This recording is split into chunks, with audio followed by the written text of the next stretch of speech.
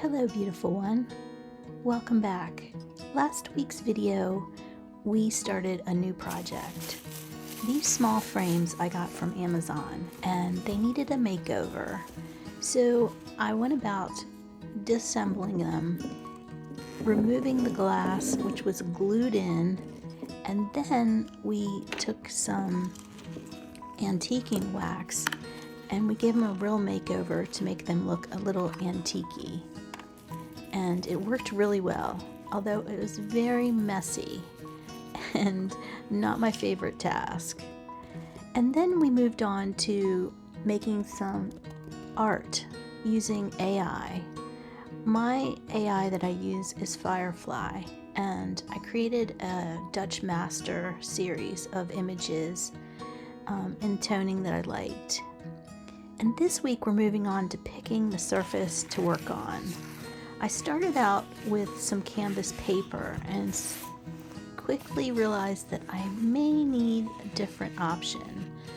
It's this right here, and it does have very small texture, but I was worried about the tininess of the image and the amount of detail I needed to use. So I went scouring my supplies, and this is the second option. It's a watercolor paper. It really had too much texture.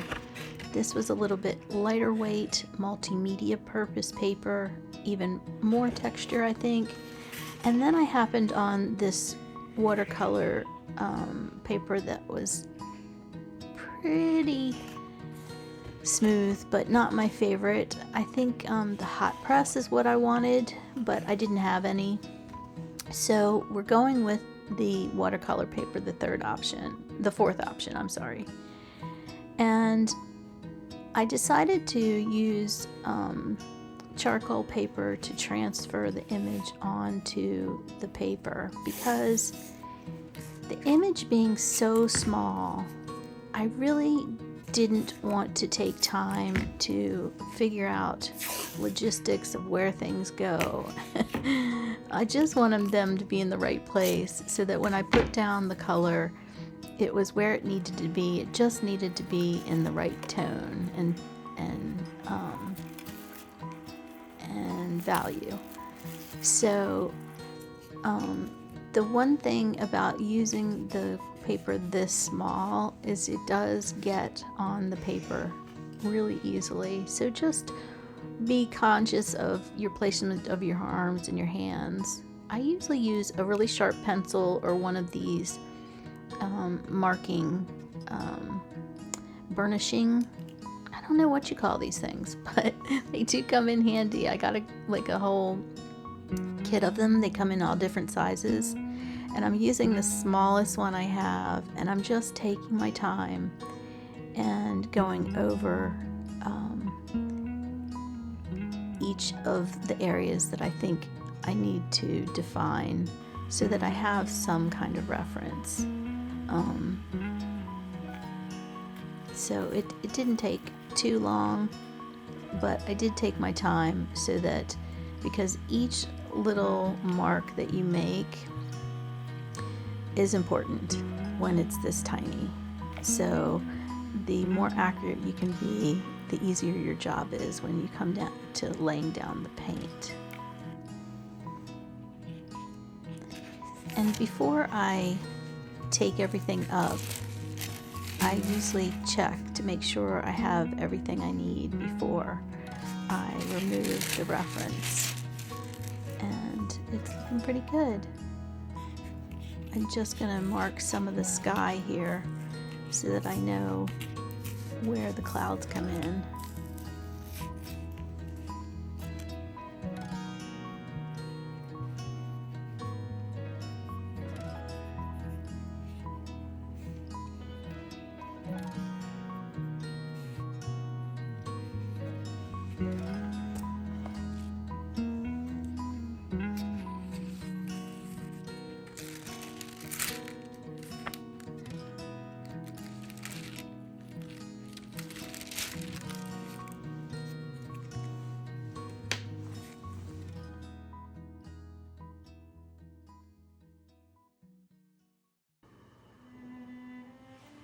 I thought I'd walk you through my paints that I'm putting on my palette today for this little painting. I kind of change my palette depending on what I am painting. So it's just kind of a gut feeling with this one. So I have Permanent Rose by Winsor Newton. These are all going to be Winsor Newton except for the last three. Then I have Cadmium Orange, Cadmium Yellow Hue, Burnt Umber, Viridian, and I've got Olive Green, French Ultramarine Blue, and these three. I've got Gray of Gray, which is a really light gray color, great for mixing. I've got Indigo, which is a really deep blue, which is beautiful, and I've got Sepia, which is a really dark brown. All three of those are really good for mixing with your kind of base colors. Yeah, so let me get them laid out, and of course I'm going to have titanium white on the palette also. As for the brushes, I'm using a variety of different shapes. I have quite a few small detail brushes in the Curate color, and Master's Touch is another one. And these all came in sets, I believe, and I think they'll be really helpful for this small painting. And then I have some long handled brushes that are similar but a little bit bigger that I'll probably get started with.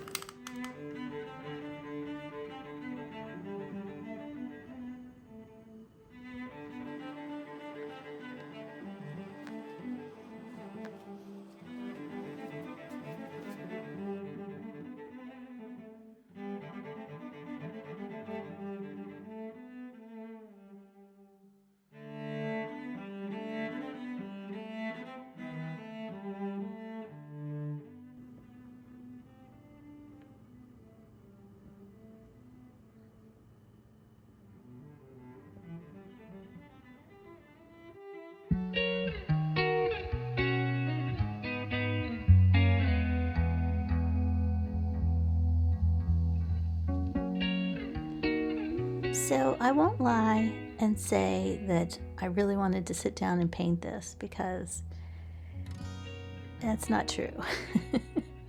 It wasn't the subject, it wasn't the smallness, it was about the weather. The weather has been so nice, and I really wanted to be outside, and I almost took everything and set it up outside, but I didn't in the end. I decided to just make it really cozy, put on a show, and I lit some candles. I got these adorable little squirrel candle holders. I think it was at Ross's, something like that. So I just love them. They make me so happy. And I just made it cozy, and I just hunkered down and went to work. And I had a really good time painting it, I must say. After all the faff of not wanting to, I really enjoyed it. So I thought I'd let you in on some of the things that I learned while painting the tiny landscape. And the first thing that sticks out in my mind is your brushes are the most important element, that and the surface. This surface was fine. It did have some texture, and I had to be very diligent and go back over things several times. But the brushes are the most important, and I realized that a lot of my brushes I have ruined, especially small, tiny ones. They're so hard to clean without getting them splayed out, and I have seen demonstrations on how to redo your brushes to make them like new, but I'm not sure about the product that you have to use to make that happen. And I'm very against toxic substances in my workspace. So I need to do some more research, and if I find, something that works, I will fill you in and let you know. But so the hardest part was finding a brush for each little spot, and it seemed like almost that you needed a different brush for each job. Whether that was for the background, you could use a little bit softer brush and bigger brush, but for little details like the trunks on the trees and stuff, you really needed to be precise. And I found that if you were very purposeful on your marks,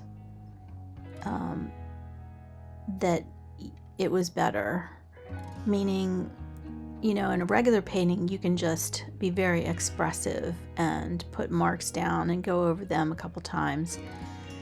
Whereas I found that you really had to intentionally do that with the smaller marks, so it didn't just become a jumble of nothingness and chaos. I did have some trouble. The background that you just saw me paint, that blue, kind of the trees or mountains, whatever you want them to be in the background, came out very blue. So I go back later on and kind of tone those down and make them more purple, which helps them recede into the background a little bit more.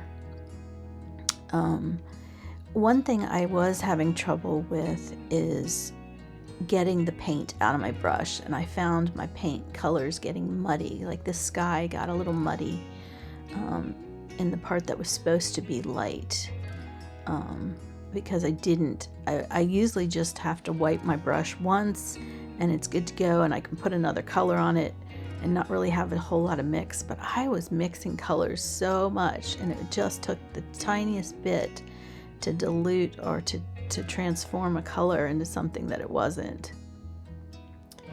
And so I might have to go out before I paint the other 3 compositions that are even smaller and get some new paint brushes, which, we always need an excuse to get new supplies, don't we? That's always fun. But I don't really want to do that, so I'm going to look into my stash and see what I can find. Or maybe I will just take a little bit of wax or something and oil and try to recondition some brushes that I have. But for the most part, I think what I had worked pretty well. My plan of attack on this one was to start with the darkest, which was the trees, and kind of work my way inward. And I decided that because I had worked on the trees, I really wanted to establish the light in the sky, so that came next.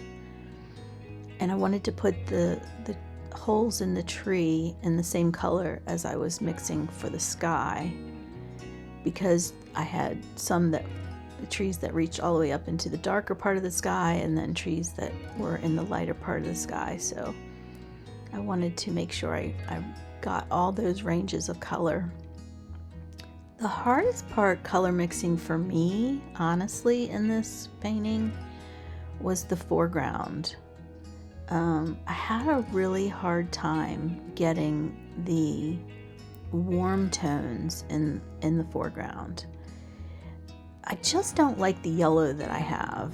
I think I'm gonna research and see if I have another. I think I have a couple more yellows in my cupboard, but they're made by the same brand, so I might branch out and try a different yellow. But the one that I have is very translucent, and it just doesn't seem to hold its weight very well and mix into colors very well. And so that in the foreground, it is orange and it is brown, but there was a lot of nuance in kind of a milky, orangey brown color. And I had the hardest time getting that color. I don't know what it was, but in the end, I think it looks similar. I think it looks the same. You'll have to let me know if you think the coloring isn't as nice. See that one color that I just laid down there, that orangey, that light orangey, and I just covered it up? That was the color I kind of needed more of in the foreground, I believe.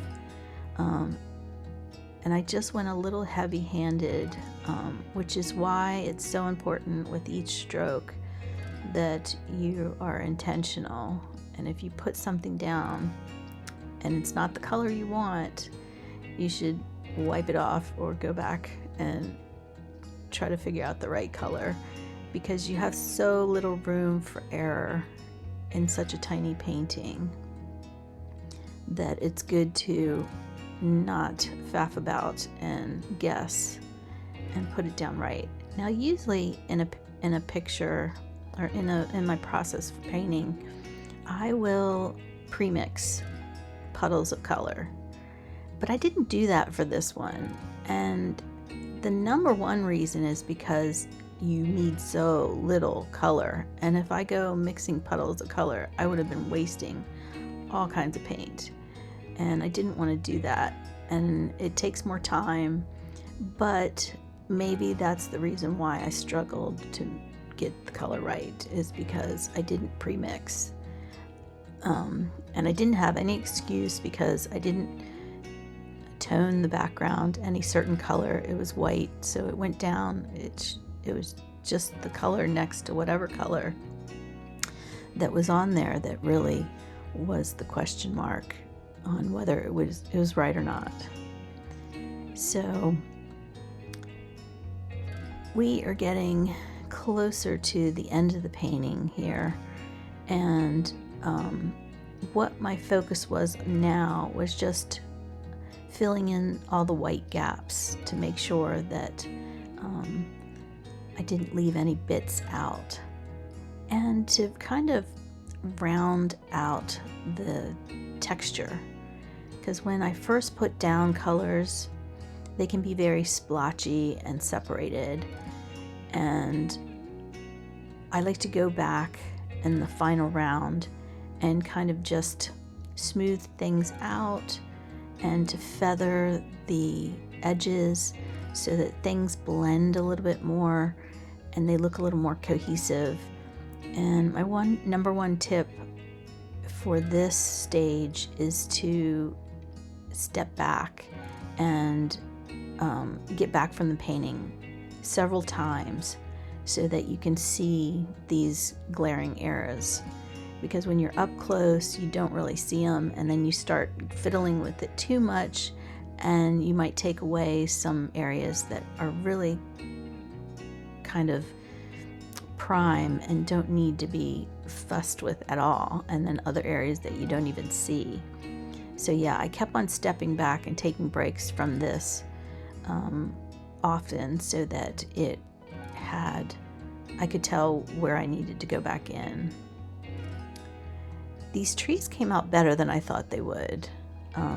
The colors were kind of off. The one in the pictures are much darker, but I did like the golden tones that I had, and I thought it brought a little more luminosity to the trees than what was in the picture.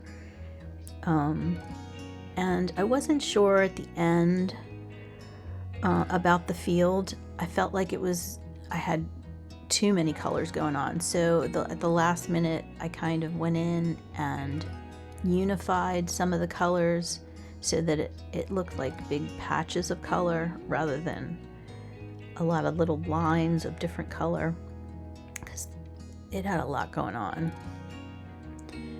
And the lady, I was terrified to do the lady, but she was actually pretty easy. And I think it was because I took a lot of care to focus on what was around her.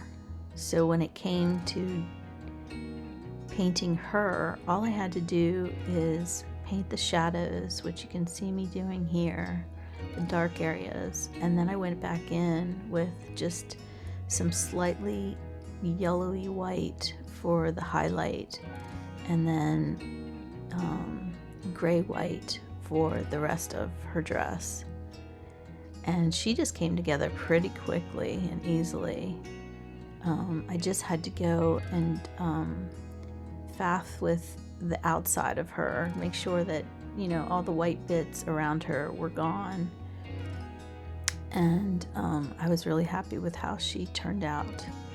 Very low effort and minimal brush strokes to make her pull together. And then the very last finishing touches, and I kind of ummed and ahed about this part. There's these tiny white flowers in the composition, and I thought, I don't know if I want to put those or not, but I decided I'd go ahead and try it, because if I didn't like it, I could always mush them into the background if I didn't like it. But I think they turned out really good. I think they added just what it needed at the last. So I left them in. But you'll have to let me know what you think, how you think it turned out. We are almost done here. I just am adding the little white flowers. And then we will be done, and I will show you the reveal. So this is fresh off the easel from last night. So I couldn't really put it in the frame, which is disappointing because you know me, I like to put it in a frame. So what I did was I just, here come the flowers. I just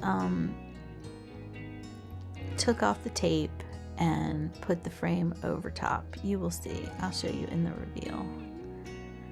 But, so that's the last thing you'll see. And this is just the finishing touches of the flowers. I thought they added just a little something. And I was pleasantly surprised at how, I think this took me, if I added up all the time that I taped, I think it probably took me 2 hours to paint this in total, in 2 different sittings, which is not bad. To be honest, I would think it would take longer to paint, but I know most people would think it was shorter. So, yeah, I guess it just depends on how patient you are.